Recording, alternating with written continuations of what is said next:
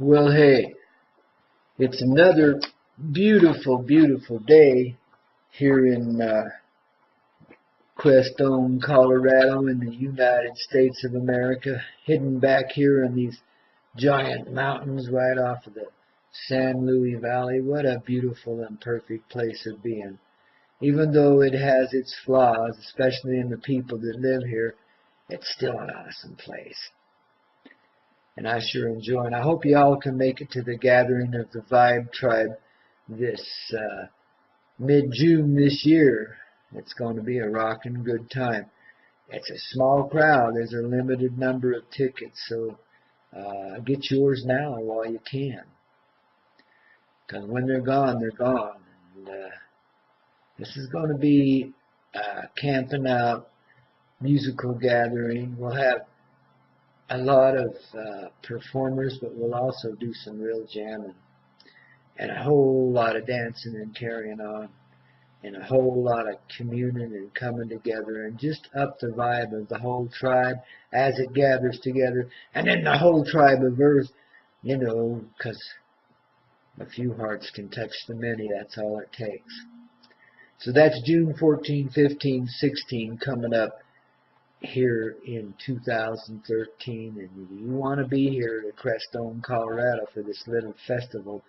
I'm just putting the organizational stuff to it now, getting her rattled together and having a great time doing it. I look forward to camping out with you all under the stars, and let's see if we can bring in I'll be right up front about it. Let's bring in the Star family this year, if enough of us gather of the right connection.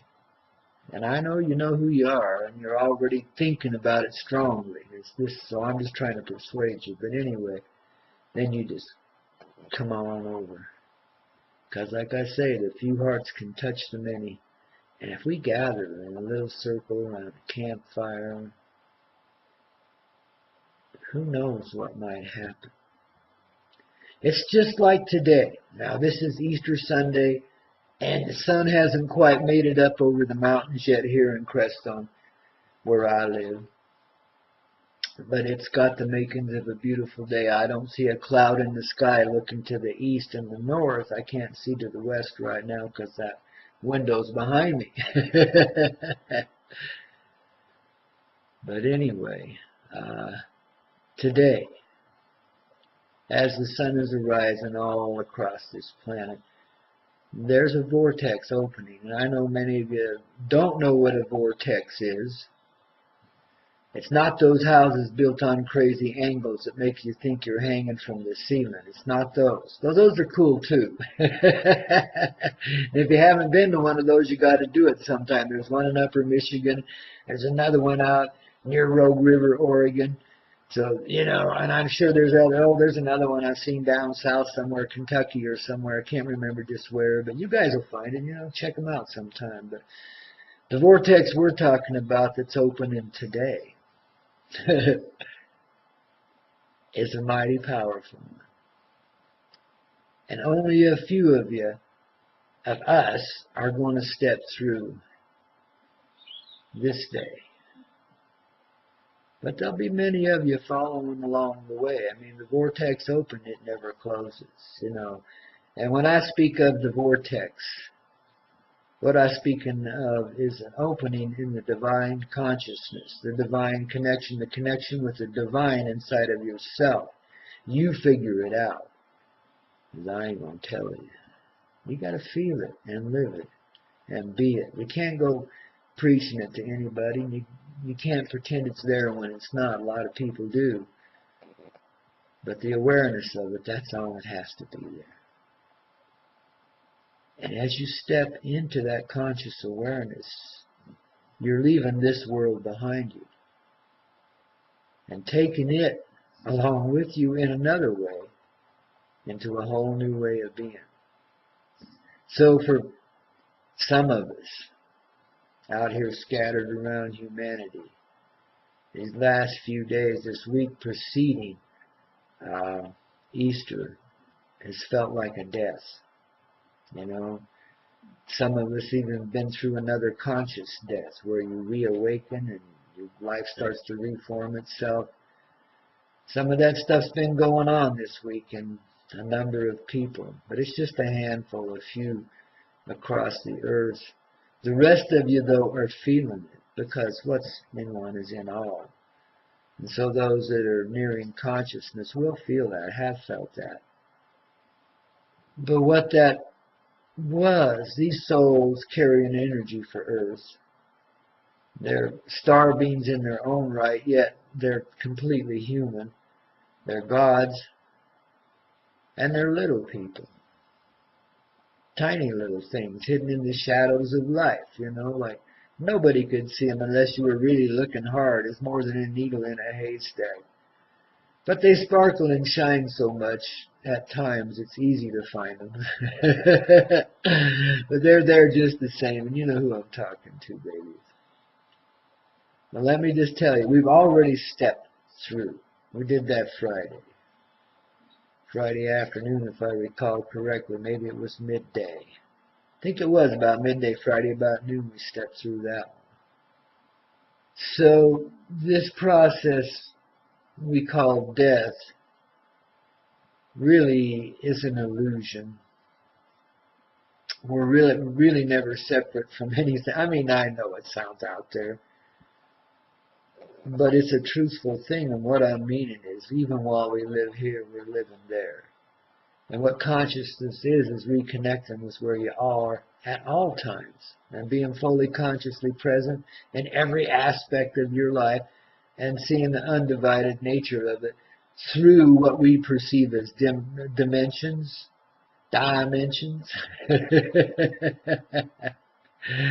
Crazy stuff that it is, it's just levels of consciousness, sweetly. And as you gain another level, you lose the perception of separation, and so it seems like it's all a together life, even though you're living it in several different ways on several different levels scattered throughout the history of time. It's an amazing thing, and it's really difficult to describe in words.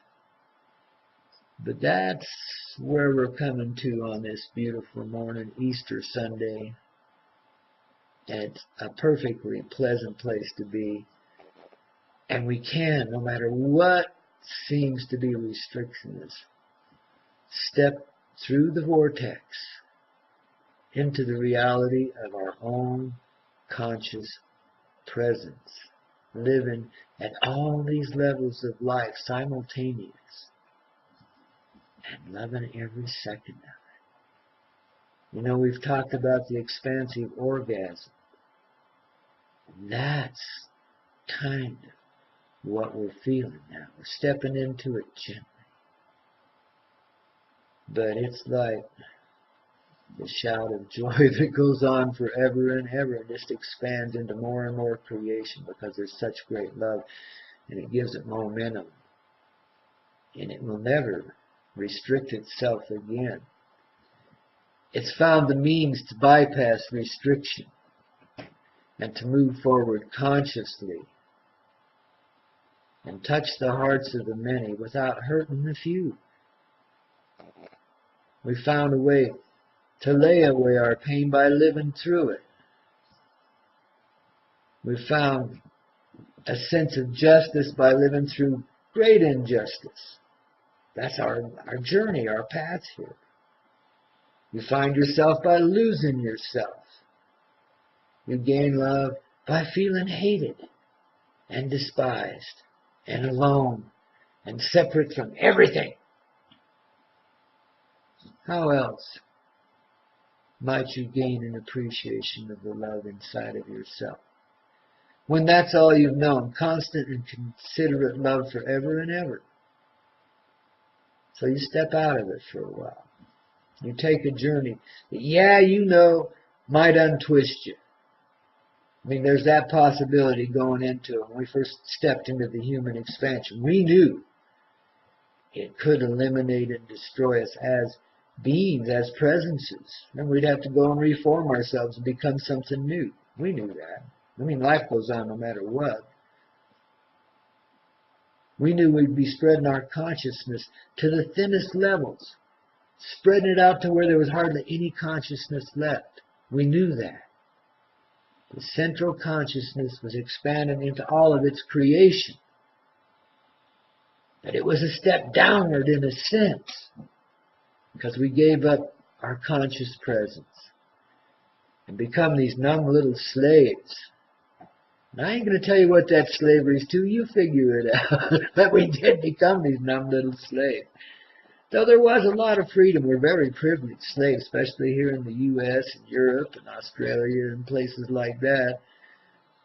But, you know, we're so disconnected here that it's really not such a great thing.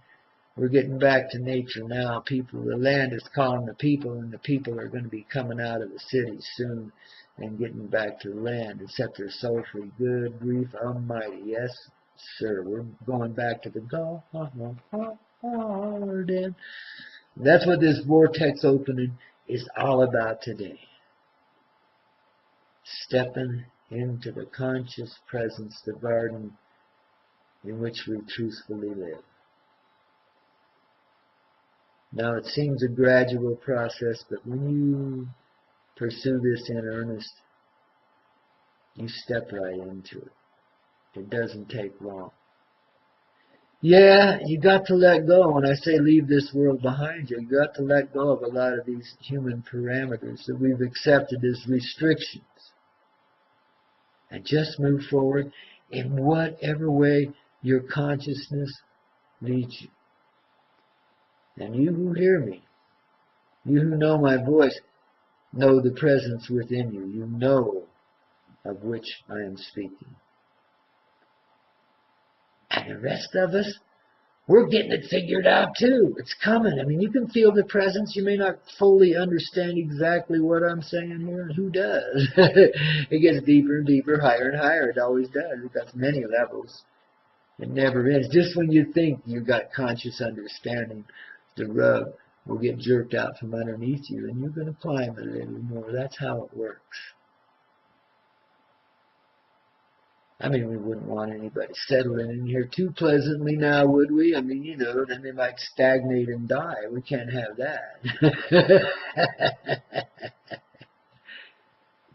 Constant growth. That's the essence of our reality on all the levels in which we live it. Never think, even though as society decays around you, never think that we're sinking. We're never going asunder. We're always rising in consciousness. The experience gets dark and gnarly, and then it springs forward in a ridiculous fashion that accelerates a million miles. I mean, feel the flow of time just lately, man. Boing.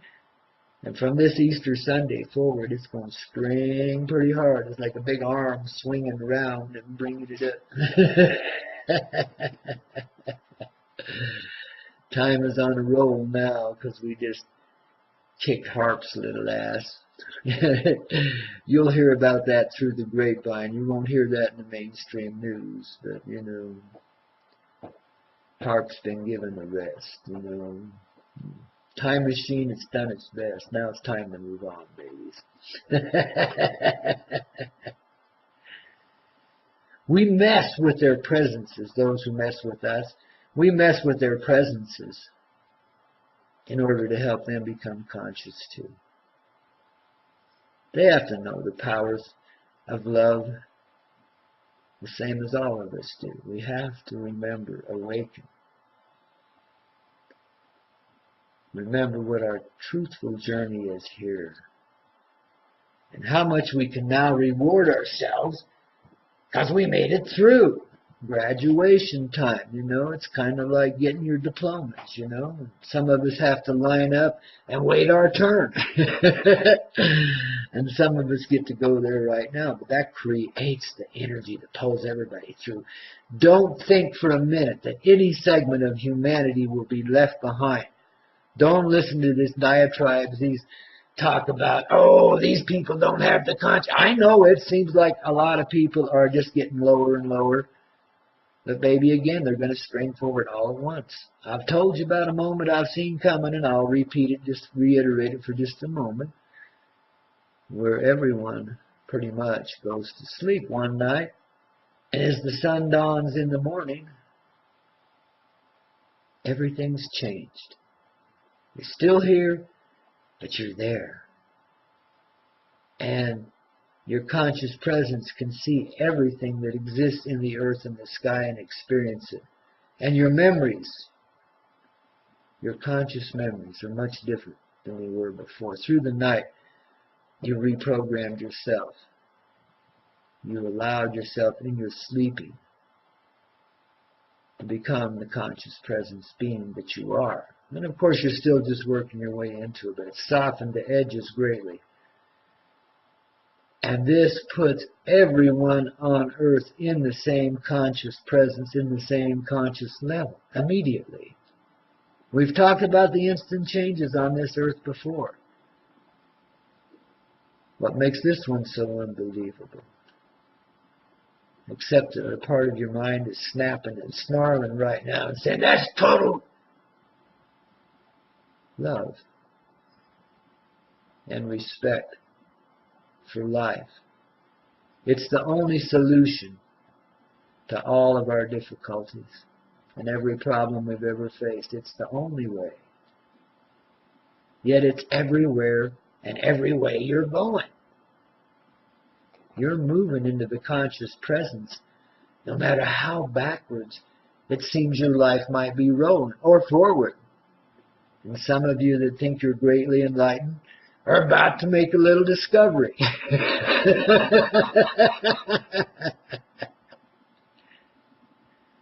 Baby, we don't curse you. None of us in this universe. We're all made of the essential, pure love of creation. And how could we curse ourselves? No matter the form that creation's taken, no matter how evil we may have perceived it to be, it's still a part of us. The love we're made out of. The truthful reality in which we live. And as you experience that in yourself, it changes the way that feels so separate feels about itself too. Awakening. It's so simple, yet so complex. Because your mind can make up a million excuses why it doesn't want to reunite with the heart. And why it doesn't want to see the mother presence inside of itself. It's scared of her. Scared as all get out. It ain't that silly. But there's nothing to be scared of. Excuse me for talking like a hillbilly. I just have an affinity for those words. But there's really nothing to be frightened of. Just step into it. It's so simple. In other words, love every part of your ever-present self. And then you can see the wisdom of loving everything that surrounds you. No matter how hostile towards you it may seem to be. And you know, you disempower the hostility by loving it in this way. That doesn't mean you run over there and, kiss their fingers and stuff. Just means you respect deeply. You're connected with the life that stands before you and threatens you with great injustice and so forth. And you know what? In your own conscious way, you understand why that presence has so much agony is to cause pain for others in this way. You understand the depths of emptiness that a person can devolve to. And therefore, in that conscious moment, you see his or her presence much differently. And not only do you have compassion, but you've got strength. And you can endure anything they might throw at you. And pull a double whammy on them, because if they try to compound difficulty for you, they compound difficulty for them too. It just bounces right back. But in that compounding of difficulty, they find the means to release it, let it go finally. After all this time through our unconscious experience, which was very conscious, by the way, all the way. Like I say, we live it at the same level all the time. It's confusing, I know, but it's brilliant.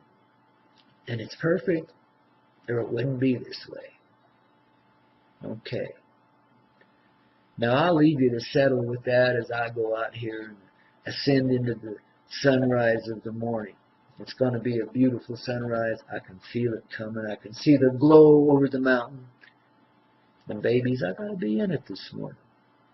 So I hope you forgive me for cutting this a little short, but